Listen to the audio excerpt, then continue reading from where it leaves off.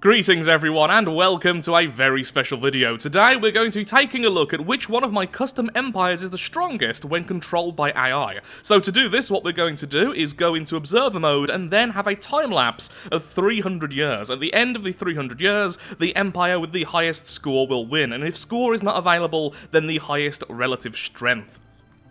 If you'd like to skip straight ahead into the time-lapse, there will be a timestamp in the description and maybe on the screen, depending on how tired I am. Either way, what we're going to do now is have a quick look-see at all the empires, just to show off the symbols, because the colours do get a little bit blurred during the game, due to, sadly, there are just not all that many colours available, and I really should have went ahead and grabbed the mod, which increases how many colours your empire can be. So, we have the Friendly Military Industries, the Corporation, the Children of Crisis, the Harvester Corps, the Bloodbound, Friendly Lone Legion, the Cult of Thorn, the Swarm Dragon Horde, the Divine Gecko League, the Great Shroom Consciousness, the Custodian Collective, the Science Spider Laboratories, our One Planet Specialists, our Slime Farms, the Infestation, the Lathrixian Lobotomizers, the Divine Skrek Republic, and the beginning, the Cash Cactus Combine. So all of these symbols are there, along with the colours which will be represented in-game.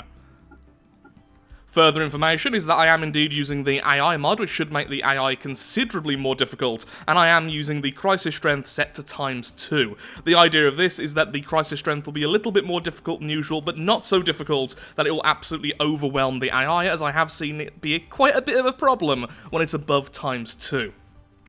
And finally, I would love to know which empire you think will end up being the victor. My guess was completely wrong. I've already ended up getting all the footage, and yet my guess was completely off. So I'm really curious to see which of the empires is the most popular to win this battle. And whilst you're down there, if you wish to hit the like button, I won't be against it. So with that, thank you for listening, and now, on to the time-lapse.